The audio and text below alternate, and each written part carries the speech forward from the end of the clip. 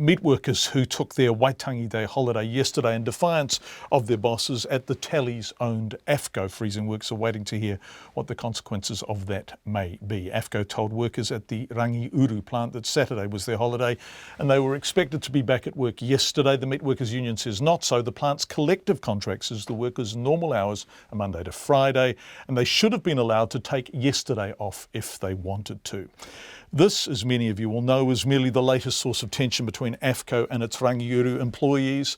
And indeed, the Meatworkers Union and Wairoa workers took Affco to the Employment Court last year and won. Affco's new General Manager, I think, Andy Leonard, is with us now. Andy, welcome to the program. How long have you been the boss at Affco for? Not too long, John, only a matter of weeks. Okay, so are you going to be a new broom? In other words, will you be able to get on with the Meatworkers Union and those who belong to it? I'll be more than happy to get on with the Meatworkers Union, but the subject of the day, of course, is the around the Holidays Act with the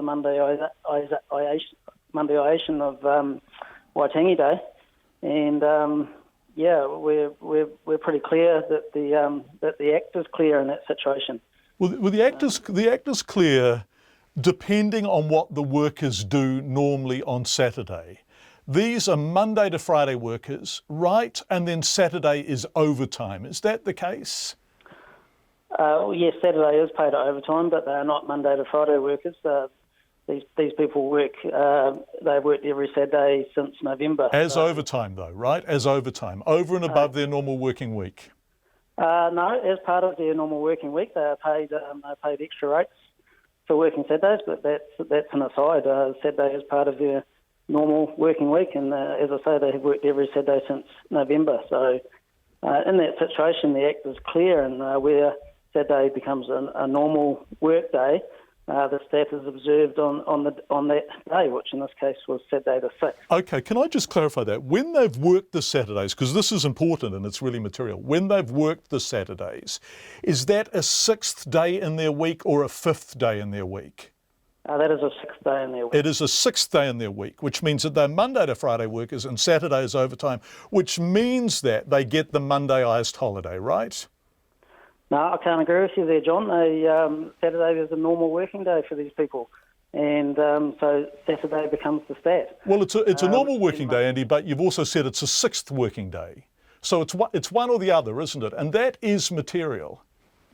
No, I can't agree with you there, John. I've heard employment experts on the subject today who agree that where Saturday is a normal working day, that the Act is clear that becomes the stat, and then Monday becomes a normal working day. These people normally get a one-day weekend. This weekend they got a 2-day weekend. How did that impact on you? Let's look at what the impact of that was. Is Rangiuru, for example, trying to make up today? Because I've been told the workers at Rangiuru are doing a short day today because there's not enough for them to do, somewhere in the vicinity of 4 hours. Is that correct? No, that's not correct, John. We did 2 of our plants worked on Monday because they needed to. Obviously, we wouldn't normally work unless we had to, but without going into the intricacies of the meat industry, those plants needed to work on Monday to enable us to be able to continue working on Tuesday. Okay. So it was only part of our staff that worked on Monday, and those jobs that they were doing enable us to clear our chillers so that we can continue to slaughter today. And what will happen to the workers who took Monday off?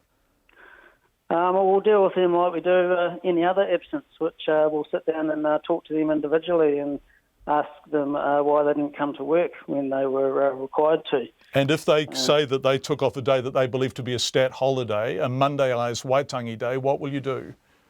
Well, we're unsure of that at this moment. We'll have to sit down and we're assuming that different staff will have different reasons for not being there. As absence is always an issue in their industry. Why is the relationship so dysfunctional, so unpleasant, so adversarial between the Meatworkers Union staff who work for Affco and Affco, the employer? I don't really want to comment on that. Why not? Because if we look, let's go through, Andy, and I think this is a case where we can compare apples with apples. Alliance have a Meatworkers Union collective contract. In fact, I think they're negotiating it at present. AFFO at the moment are negotiating a collective drug and alcohol policy. Silver Fern have collective agreements. So AFFCO stands alone amongst the major employers in not wanting collectives and having an entirely difficult, problematic and dysfunctional relationship with the Meatworkers Union members.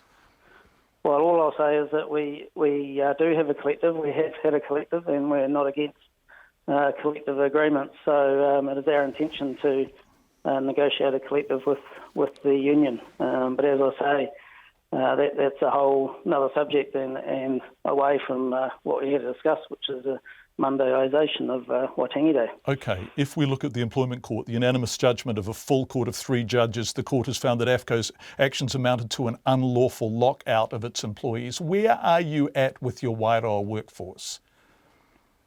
Well, we're trying to get the Wairoa workforce back to work, and they are not coming back to work is the short story there, John. But as I say,